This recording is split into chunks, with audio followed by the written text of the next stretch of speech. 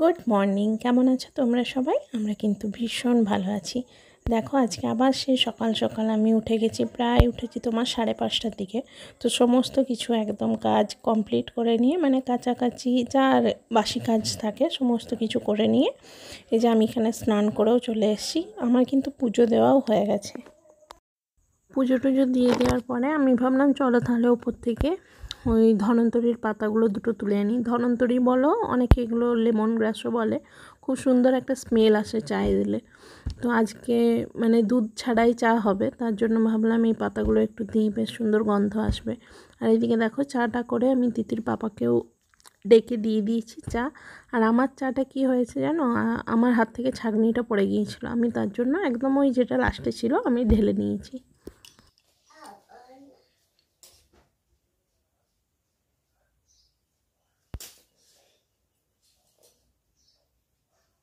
কি হচ্ছে? ঘুম থেকে ওঠার পরেই কি হচ্ছে এটা? জিমন্যাস্টিক হচ্ছে। আর এইদিকে ওর পাপা চেম্বারে বেরিয়ে গেছে। আর একটা জিনিস কি হয়েছে জানো, এই পেঁয়াজগুলো কালকে এখানে বিক্রি করতে এনেছিল।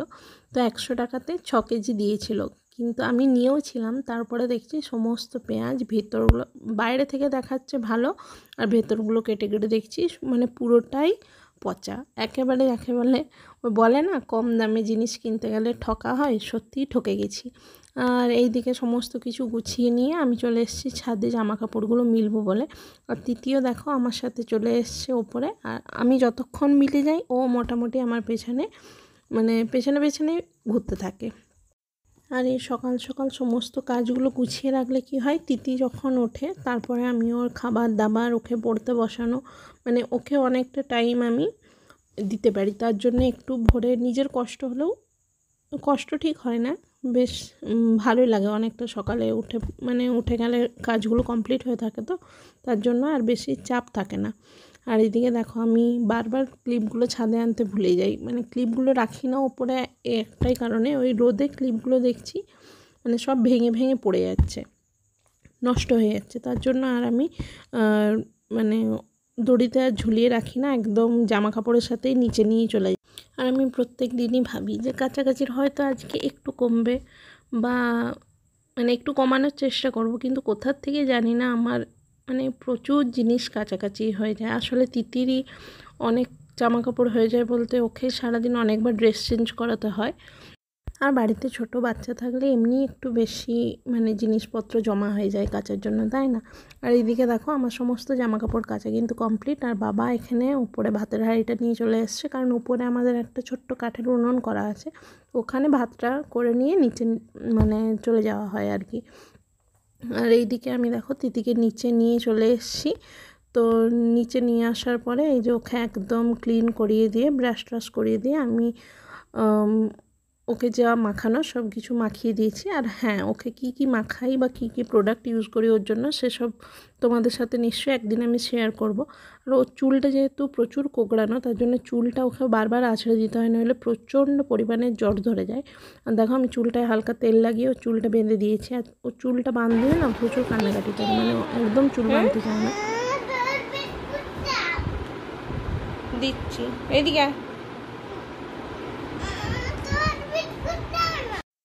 আর ওকে যতটা সম্ভব আমি বাইরের খাবার কম দেওয়ার চেষ্টা করি, তাও খেয়ে নেয়, খায় না একদমই বলা চলবে না, খেয়ে নেয় এটা সেটা পারলে। আর এইদিকে দেখো আমি তার জন্য আলুগুলো কেটেছি। আমি আলু চিপস মানে বানিয়ে রেখে দিলে না, তো যখন ও খেতে চাইবে ভেজে দিলেই কোনো আর ঝামেলা থাকবে না, নইলে সেই দোকান থেকে কিনে কিনে খাবে। তার জন্য দেখো আলুগুলোকে একদম পাতলা করে কেটে নিয়ে সেগুলোকে পরিষ্কার করে ধুয়ে নিয়েছি। এরপর আমি জলটা গরম হতে বসিয়ে দিয়ে সে আলুগুলোকে তার মধ্যে 5 থেকে 10 মিনিটের জন্য জাস্ট ভাপিয়ে নেব। সেদ্ধ কিন্তু একদমই নয়, জাস্ট হালকা ভাপানোর মতো মানে করে নিলেই হবে। ওই 5 মিনিট একটু ভাপানোর পরে একটু ওই জলটার মধ্যেই রেখে দিয়েছিলাম গরম জলে, ওই 5 মিনিটের মতো, মানে মোট 10 মিনিট আমি ওগুলোকে ভাপিয়েছিলাম। এরপরে দেখো জলটা ঝরিয়ে নিয়ে এগুলোকে আমি রোদে দিয়ে চলে আসবো। আর এইদিকে আমি রান্নাও চাপিয়ে দিয়েছি। তো আজকে করেছিলাম মেথি চিকেন, একটু রিচভাবেই করেছিলাম। আর তিতির জন্য আলাদা আমি করে দিই, ওর সাথে মানে আমাদের সাথে অর্ডার করি না। আর এইদিকে দেখো এটা করেছিলাম এঁচোড়ের তরকারি, এটা বাবার জন্য, তো বাবা একটু হালকা পাতলা খেতেই ভালোবাসে।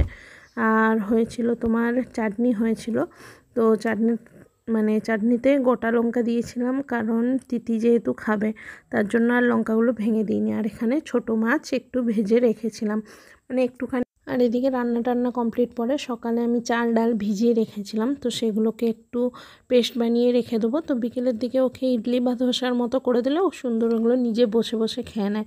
দেখো এখানে আমার পেস্টটা বানানো রেডি। আর তিতি দেখবে এখানে কি করছে, এই দেখো তিতি আর তিতির বাবাতে এখানে স্নান করছে। আবার স্নান করতে করতে ওর আইসক্রিম এখানে পাশ দিয়ে যাচ্ছিলো, তো আইসক্রিম খেতে মন গিয়েছে, তার জন্য একটা আইসক্রিম কিনে এনে দুজনে মিলে ওই যে স্নান করছে আর খাচ্ছে। আর এটা আমাদের পাশের বাড়ির একটা ছোট্ট পুচকি, ও মাঝে মাঝে আমার সাথে এসে গল্প করে, আমার কাছে থাকে। তো আমার সমস্ত কাজ কমপ্লিটের পরে এই যে ওকে একটু এখানে নিয়েছিলাম আমি। আর এরপরে খাওয়া দাওয়া শেষ করে একটু ঘুমিয়ে নিয়েছিলাম। তো তিতি আমি উঠে এই যে বিকেলে একটু ছাদে গিয়েছিল খেলতে। আর এই বাচ্চাটাও পাশের বাড়িরই একটা বাচ্চা, তো ওর সঙ্গে ও খেলাধুলো করে। আর আমি যে টমেটোগুলো তোমাদেরকে কালকে দেখিয়েছিলাম সেগুলো দেখলাম আজকে প্রায় পেকে গেছে, তার জন্য আমি ভাবলাম চলো তাহলে তুলেই নিই। বেকার এখানে থাকলে কি হবে জানো, কাঠবিড়ালি এসে খেয়ে খেয়ে নিয়ে চলে যায়। আর সকালে যে চিপসগুলো তোমাদেরকে দেখিয়েছিলাম এই দেখো রোদে একদম শুকিয়ে গেছে। তো এইগুলোকে যখন এরপরে মন যাবে তেলের মধ্যে ফ্রাই করে দিলেই এগুলো তৈরি। তো আজকে ব্লগটা তোমাদের সাথে এটুকুই শেয়ার করছি, দেখা হচ্ছে আবার তোমাদের সাথে কালকে। টাটা। সকালে যে চাল ডাল আমি যেটা পেস্টটা বেটে রেখেছিলাম, তো সেটা ফার্মেন্ট হয়ে গিয়েছিলো। তোমার সন্ধ্যের দিকে আমি সেগুলোকে করেও দিয়েছি, তো চলো তোমাদের সাথে শেয়ার করি একটু। হ্যাঁ, এই দেখো এইভাবে আপ্পামের মতো করে দিয়েছি, এগুলো কিচ্ছুই না, কড়াটা একদম সোজা। আর তিতি এগুলো প্রচণ্ড খেতে ভালোবাসে, কোনো কিছুই দেওয়া নেই, জাস্ট একটু অল্প পরিমাণের বাটার দেওয়া আছে, বাটারে জাস্ট এপিট ওপিট সেঁকে দিয়েছিলাম। তো এটা রেসিপিটাও তোমাদের সাথে একদিন আমি শেয়ার করব। আজকে এইটুকুই, টাটা।